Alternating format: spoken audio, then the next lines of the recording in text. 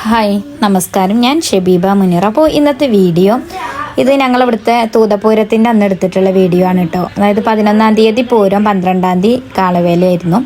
അപ്പോൾ എല്ലാ വർഷവും ഇങ്ങനെ പൂരത്തിൻ്റെ സമയത്ത് വീട്ടിലേക്ക് വരാറുണ്ട്. ഇതൊക്കെ കാണാൻ പോകാൻ കുട്ടികൾക്ക് അതൊക്കെ ഒരു സന്തോഷമല്ലേ. നമ്മളും ആദ്യമൊക്കെ പോയിരുന്നു. ഇപ്പോൾ കല്യാണത്തിന് ശേഷമൊക്കെയാണ് പിന്നെയും കുറേ പോവലൊക്കെ മാറ്റിയത് കേട്ടോ. കല്യാണത്തിൻ്റെ മുമ്പൊക്കെ എല്ലാ വർഷവും ഇതുപോലെ പൂരവും കാളവേലയും കാണാനൊക്കെ പോയിരുന്നു കേട്ടോ. അപ്പോൾ ഞങ്ങളെ വീടിൻ്റെ അപ്പുറത്തു നിന്ന് തന്നെ ഒരു കാള ഇറങ്ങണുണ്ടായിരുന്നു കേട്ടോ. വീടിൻ്റെ അപ്പുറത്തു നിന്ന് പറയാൻ പറ്റൂല, ഞങ്ങൾ വീട്ടിൽ നിന്ന് ഇറങ്ങണ പോലെ തന്നെ. കാരണം തൊട്ടന്നെ അവിടുത്തെ പണിക്കാരും കാര്യങ്ങളൊക്കെ ഞങ്ങൾ വിളിക്കണ വരെ ഞങ്ങൾ വീട്ടിൽ കൂടെ ഒക്കെ തന്നെ ആയിരിക്കും കേട്ടോ. പിന്നെ അതാ കുട്ടികളുടെ ഡാൻസ് ഒക്കെ ഉണ്ടായിരുന്നു. ഇതിങ്ങനെ എല്ലാ വർഷവും അവരിങ്ങനെ ഡ്രസ് കോഡൊക്കെ ഇട്ടിട്ട് ഉണ്ടാവാറുണ്ട് കേട്ടോ. പിന്നെ ഒരു 5 മണി 6 മണിയൊക്കെ ആവാൻ സമയത്ത് കാള ഇറങ്ങും കേട്ടോ. ഇറങ്ങാൻ സമയത്ത് നല്ലൊരു ഓലപ്പടക്കം പൊട്ടലും ഉണ്ടാവും കേട്ടോ.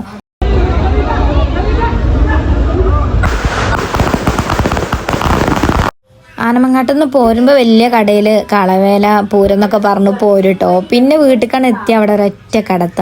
പിന്നെ പുറത്തിറങ്ങാൻ ഭയങ്കര മടിയാണ്. മടിയെന്ന് ഞാൻ ഉദ്ദേശിച്ചത് ആളുകൾ കാണുന്ന മടിയല്ല കേട്ടോ. അതായത് അവിടെ കടന്നാൽ പിന്നെ എണീക്കാനുള്ള ആ ഒരു മടി. ഈ ഒരു ഭാഗമൊക്കെ നാത്തൂനും അനിയത്തി അവരൊക്കെ അങ്ങോട്ട് പോയിട്ടുണ്ടായിരുന്നു ഉപ്പാൻ്റെ കൂടെ. അപ്പോൾ അവിടുന്ന് അവരെടുത്തിട്ട് എനിക്ക് അയച്ചു തന്ന വീഡിയോ ഞാൻ അങ്ങോട്ട് പോയിട്ടില്ലായിരുന്നു കേട്ടോ. അമ്പലക്കുന്ന് ഭാഗം എന്ന് പറയും, തൂത അമ്പലക്കുന്ന് എന്ന് പറയട്ടെ. ആ ഭാഗത്തേക്ക് അങ്ങനെ പോവാറുണ്ട് കാണാൻ വേണ്ടി. ആ ഭാഗത്തെന്ന് പറയുമ്പോൾ അലിപ്പറമ്പ്, പുന്നക്കുന്ന്, എടായിക്കൽ, പിന്നെ അങ്ങനെ കുറേ ഭാഗത്തു നിന്നുള്ള കാളകളൊക്കെ അതിൽ വരും കേട്ടോ. എനിക്ക് സത്യം പറഞ്ഞാൽ കാളവേലിനെക്കാട്ടിൽ എനിക്കൊന്നും കൂടി കാണാൻ ഇഷ്ടം എനിക്ക് പൂരം ആനനെ കാണുന്നതാണ് കേട്ടോ ഇഷ്ടം. പിന്നെ പിറ്റേ ദിവസം പൂരത്തിൻ്റെ അന്ന് വൈകുന്നേരത്ത് എല്ലാവരും അരിമണിയും ചായയൊക്കെ ഉണ്ടാക്കി കുടിച്ച്. അത് പിന്നെ എല്ലാ വർഷവും പൂരത്തിന് അരിമണിയും ചായ ഉണ്ടാക്കാറുണ്ട്. ഉമ്മാൻ്റെ സ്പെഷ്യലാണത്. എന്ന് വെച്ചാൽ ഒരു മഴ ഉണ്ടാക്കും. അപ്പോൾ നല്ല രസമാണല്ലോ ഈ അരിമണിയും ചായയും കുടിക്കാനും. പിന്നെ അത് ഞാൻ ഉപ്പാൻ്റെ കൂടെ പൂരം കാണാൻ പോവുക, ആനനെ കാണാനുള്ള പൊലിവിൽ പോവുകയാണ് കേട്ടോ. ഉപ്പാൻ്റെ ചെരുപ്പ് ശരിക്കും പൂരത്തിനിടാൻ പറ്റിയൊരു കളറ് പുതിയ ചെരുപ്പൊക്കെ എടുത്തിക്കണ്. ഉപ്പാൻ്റെ കാല് ശ്രദ്ധിച്ചങ്ങൾ, അതായത് ഭയങ്കര നല്ല ഉരച്ച് കഴിവിട്ടോണ്ടൊക്കെ 2 കളറായിട്ടുണ്ട്. എല്ലാവരും പറയാറില്ലേ ഈ ഒരാളുടെ വൃത്തി അറിയണമെങ്കിൽ അവരുടെ കാലുമൊക്കെ നോക്കിയാൽ അറിയാമെന്ന് പറയണേ കേൾക്കട്ടോ. എനിക്കും തോന്നിക്കണം അങ്ങനെ. ഞാനും ഏതൊരു വ്യക്തിനെ കണ്ടാലും ആദ്യം കയ്യും കാലിട്ടോ നോക്കി. എനിക്ക് മുഖത്തിനെക്കാട്ടിലും കയ്യും കാലും ഇങ്ങനെ വൃത്തി ഭംഗിയുള്ളവരെ കാണുന്നത് എനിക്കിഷ്ടം. അങ്ങനെ അവിടെ എത്തിയപ്പോൾ ദാ ഹിന്ദുസിനെക്കാളിലും മുസ്ലിംസാണ് കേട്ടോ അവിടെ, പെണ്ണുങ്ങളും ആണുങ്ങളും ഒക്കെ. ഇപ്പം ഞാൻ ചെന്നപ്പോൾ തന്നെ ഫസ്റ്റ് കാണുന്നത് തസ്നിനെയാണ് കേട്ടോ, ജമാലിൻ്റെ വൈഫിനെ. അപ്പോൾ അവളെ അനിയത്തിനെ അങ്ങോട്ട് തോതിയിലേക്കാണ് കല്യാണം കഴിച്ചിരിക്കുന്നത്. അപ്പോൾ അവളെ വീട്ടിലേക്ക് പൂരം കാണാൻ വേണ്ടി വന്നതാണ് കേട്ടോ.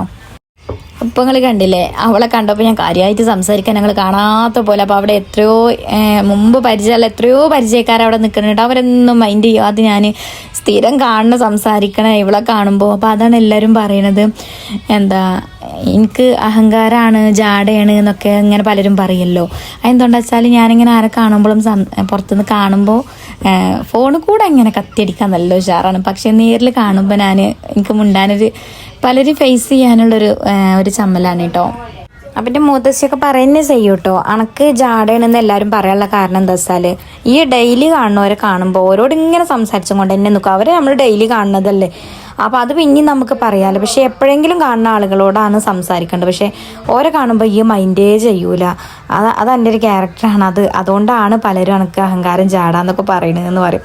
കുറേയൊക്കെ ഞാനതിങ്ങനെ മാറ്റാൻ ശ്രമിച്ചുകൊണ്ടിരിക്കുന്നുണ്ട്. എന്തെന്നറിയില്ല എനിക്ക്. ഞാൻ പറഞ്ഞില്ലേ, പുറത്തിറങ്ങിയ ആളുകളിങ്ങനെ ഫേസ് ചെയ്യാനൊരു ബുദ്ധിമുട്ട് ഇപ്പോഴും ഉണ്ട്. പിന്നെ അനിയത്തിയും നാത്തൂനും കുട്ടികളും അവരൊക്കെ ആ ഒരു ബിൽഡിങ്ങിൻ്റെ മുകളിൽ കയറി നിന്നിട്ടുണ്ടായിരുന്നു കേട്ടോ. ഞാനിവിടെ താഴെ തന്നെ നിന്നും. പിന്നെ എനിക്കാണെങ്കിൽ ഒരു ഭാഗത്ത് ഇങ്ങനെ ഒതുങ്ങി നിൽക്കുന്നത് ഇഷ്ടമല്ലല്ലോ. അപ്പം ഞാൻ ഇവിടെ നിന്നു. പിന്നെ അതുപോലെ അവർ നേരത്തെ വന്ന് സ്ഥലം പിടിച്ചിട്ടുണ്ടായിരുന്നു കേട്ടോ. ഞാൻ പിന്നെ കുറച്ച് കഴിഞ്ഞിട്ടല്ല ഉപ്പാൻ്റെ കൂടെ പോകുന്നത്. അപ്പോൾ എനിക്ക് അവരെ മാതിരി പെട്ടെന്ന് ഓടിച്ചാടി പോകാനൊന്നും ഇന്നെ കൊണ്ട് പറ്റൂല. എന്താ വെച്ചാൽ അവരൊക്കെ പെട്ടെന്ന് മാറ്റിയൊരുങ്ങി പോകട്ടെ. എവിടെ പോവുകയാണെങ്കിലും എനിക്ക് എങ്ങോട്ട് പോവുകയാണെങ്കിലും അങ്ങനെ ഒരുങ്ങണം എന്നല്ല ഞാൻ പറയണത്. എന്താ വെച്ചാൽ ഞാൻ അങ്ങനെ മേക്കപ്പും കാര്യങ്ങളും അങ്ങനെ പൊട്ടിട്ടിട്ട് അങ്ങനത്തെ സംഭവം ഒന്നും ചെയ്യുന്ന ആളല്ല.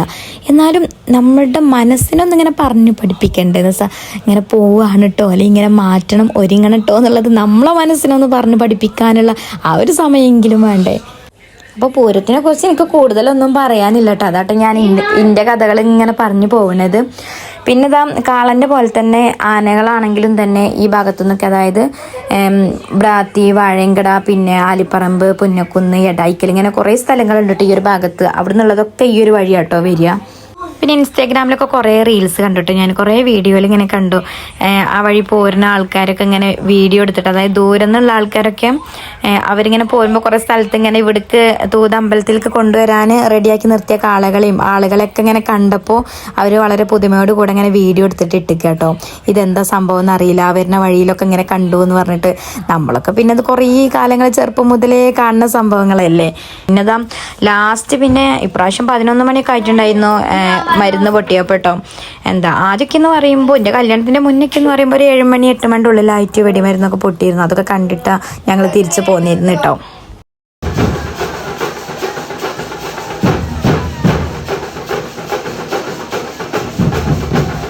പിന്നെ ഇത് രാത്രി വന്നപ്പോൾ ഇപ്പം പൊരിയും മുട്ടായപ്പം ഒക്കെ കൊണ്ടുവന്നിട്ടുണ്ടായിരുന്നു, മുറുക്കും. ഇതെല്ലാവർക്കും ഇവിടെ ഇഷ്ടമുള്ളതാട്ടോ ഈ പൊരിയും മുട്ടായപ്പം. എനിക്ക് ജിലേബി തീരെ ഇഷ്ടമല്ല, അതുപോലെ ഈ മുറുക്കും ഇഷ്ടമല്ല കേട്ടോ. പൊരിയും മുട്ടായപ്പം എത്ര കിട്ടിയാലും അത് മുട്ടായപ്പം നല്ല ചൂടോടെ എനിക്കിഷ്ടമല്ല. പലരും പറയണേക്കാ ചൂടോടെ തന്നെ കിട്ടുമ്പോഴേ ഇഷ്ടമുള്ളൂ. എനിക്കത് പിറ്റേ ദിവസം കുറച്ചിങ്ങനെ തണുത്തൊരു പതുപതുമായിട്ട് അങ്ങനെയാണ് എനിക്കിഷ്ടം കേട്ടോ. പിന്നെ അങ്ങനെയൊക്കെ. അപ്പോൾ മുറുക്ക് പിന്നെ നമ്മൾ പൊരി വാങ്ങുന്നതിൻ്റെ കൂടെ അത് വാങ്ങുമല്ലോ, ഇഷ്ടമുണ്ടെങ്കിലും ഇല്ലെങ്കിലും. ചുക്കില്ലാതെ കഷായം ഉണ്ടോയെന്ന് ചോദിച്ച മാതിരി. അപ്പോൾ ഇത്രയ്ക്കുള്ളൂ പൂരത്തിൻ്റെയും കാളവേലൻ്റെയും വിശേഷങ്ങൾ.